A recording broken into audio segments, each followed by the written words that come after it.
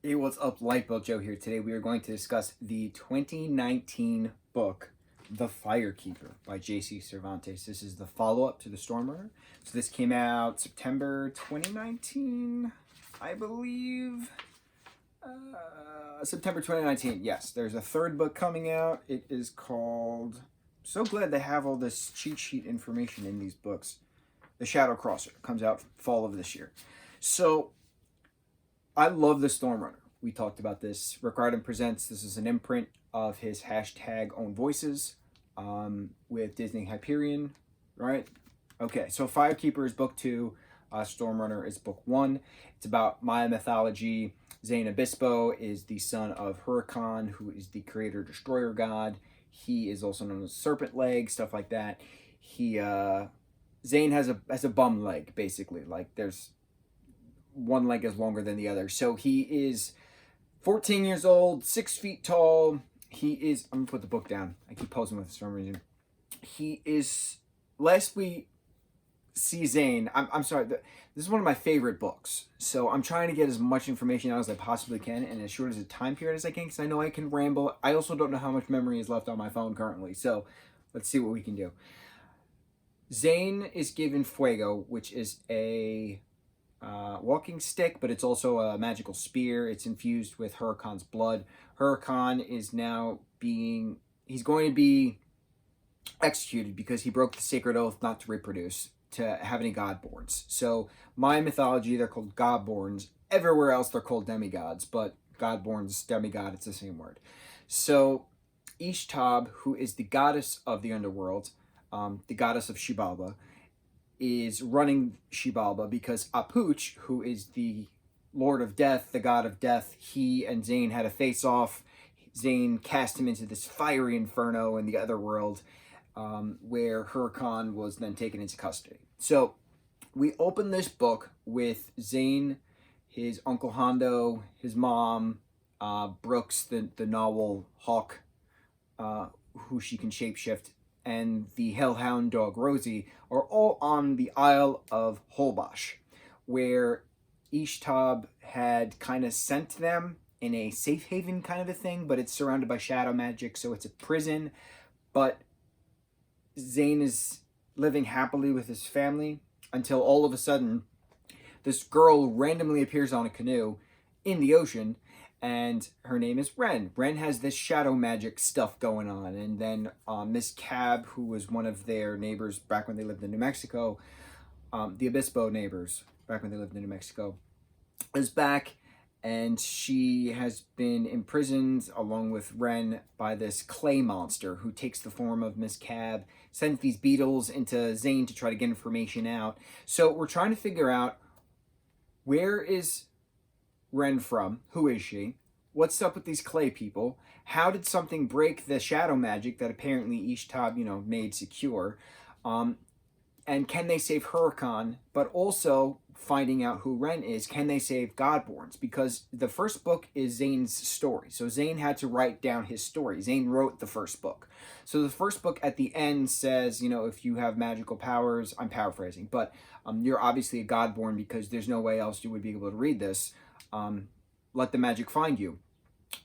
Find me, kind of a thing. So he sent out this beacon, basically, and Ren is a Godborn who showed him, hey, this is your book. Like, there's copies everywhere. Like, you called me here. So he's like, oh, crap. So the group of them, after defeating this clay monster thing, breaks into Xibalba because there's a back entrance in the Beast, which is the volcano that was in New Mexico, and Ishtab brought to the Isle of Holbox.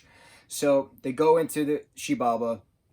Quinn, who is Brooks's sister, is a secret agent kind of a thing, but she works in the underworld, essentially.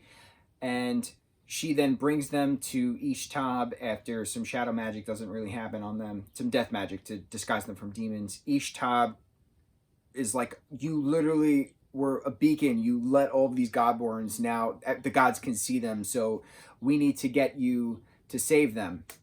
And it's interesting because you're like, why is the goddess of death, who kind of like put him on an island to save him, all of a sudden wanting to save these Godborns? It's because she does have a child that, we still don't know who it is. but it's a quest. It's trying to figure out how to save Huracan, try to figure out how to save Godborns, who took the Godborns, because they now know the Godborns were taken. So it's an amazing aspect of good versus evil versus good versus friend becoming enemy, enemy becoming friend. Like, all of these things is just so prevalent in this story. So Zane and Ren escape after Zane is doused in some death magic where his 2% life force is still there. That was a really cool scene. So they're in this, I want to say Texas, I forgot. But then they all of a sudden come across Apuch, who is still in the empty, but like, he's not in the empty. So he, Apuch kind of makes a deal with Zane and Ren. They all go to Cabo. The three of them go to Cabo to go to the Land's End, which reminded me of At World's End, to meet up with the Firekeeper, because the Firekeeper is the one who keeps the eternal flame of the Mayas, up and running. But it turns out the Mexica, because it's Mexica, the Mexica gods, which are really the Aztec gods, who kind of faded away because Mayan mythology was stronger than the Aztec mythology, something like that. The Mexica magicians and gods are still like dormant, some of them, minus the magicians. So like, they're trying to like get back together, but it's a matter of who's trying to reincarnate them, who's trying to bring them forth, and for what purpose. So the Firekeeper reveals some stuff. The three of them, well, Zane really, because he had to do it by himself, gets back to them. They all meet up in New Mexico, where the fake beast volcano is. And that's where they learn that Hondo and Brooks were taken somewhere, right? So then everyone eventually winds up in this junkyard. And the junkyard has all of these 10 Godborns in cages. And the god Kamazatz, who is a bat god from the underworld, wants revenge on the Maya gods. Because everyone wants revenge on everybody else. But the twins, Jordan and Bird, who we learned of in the last book, during the epic, LA battle, they are teaming up with Kamazatz because they want revenge as well. So they're the ones who want to get the life force of Huracan, because you need the blood of a god to reincarnate gods of other cultures, to then bring the Aztec gods forward, to bring the Mexica gods forward. There you go. They don't really say Aztec, kind of. So then Apuch kind of betrays them, but then doesn't betray them. And then Zane eventually gives Apuch the jade that Huracan gave him in this, I grant you the power to be the god that you once were. Don't let me regret this. I almost lost my shit, bro. It was insane. So Kamazatz and Apuch are fighting. The twins disappear because their mom's helping them. They want revenge. So we figure out who wants the revenge. We figure out Apuch is the one talking to Zane in his mind this whole time. We figured out that Jazz from Venice Beach is the one who kind of brought the magic in to Holbox, because that's how the twins found a way to get through the shadow magic. We also find out that Antonio, who is Santiago at Venice Beach, is actually the Firekeeper. We find the Godborns being claimed by their godparents after there's this whole reconciliation scene of all the gods basically broke the sacred oath that they all had kids, that Pacific is the mom of Ren, Pacific is the god of time, so it's goddess of time. So it's, everybody kind of put everything aside, and what was page 389. It was a beautiful, beautiful little quote by Ishtab, because her and she and Apuch kind of made amends too, so they both have the underworld. With a wave of her hands, Ishtab commanded everyone's attention. It is time we come together in peace, without secrets, without grudges, without hate. Only then we can defeat our enemies. That sounded crazy coming from the Queen of Secrets. My head was ringing. Brilliant. My favorite stories are when the enemy becomes the friend, because it's a redemption arc. It's character development. It's a redemption arc. Zane Obispo, 14 years old, the fire offspring that he is, and his fire powers are incredible, grudgingly accepts the help of his enemy, so that way they can team up together to defeat the actual enemy. That is cool. That's growth. That's character development. You don't see that often. So with this, they keep all saying, for the Shadow Crosser, that they're going to meet up at the tree because the Godborns are going to be taught by certain gods and goddesses, Apuch being one of them, on how to hone their powers and how to defeat the inevitable war that's coming. Because of Kamazats, because of the twins, because of their mom, because of whatever Mexica gods and magicians may or may not come about.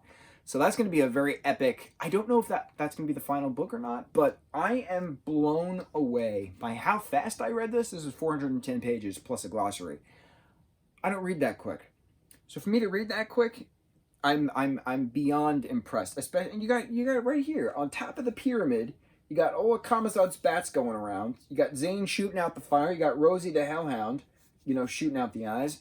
Thing though, issue with this cover, Rosie's got 3 legs, not 4, but we'll let that slide. So, bro, this book is insane, and I love books. I love certain books. I hold certain authors in high respect, and J.C. Cervantes is an incredible author because she gets the character development that so many books lack. And I am so impressed, and I'm so in awe, and I'm absolutely obsessed with this book and this series, and I need everyone to read this. This is one of the greatest books I've ever read. Deadass. No joke. The Firekeeper by J.C. Cervantes. Rick Riordan presents imprint. Disney Hyperion. #Golden Voices. I think that's enough pitching for now. Mucho mahalo.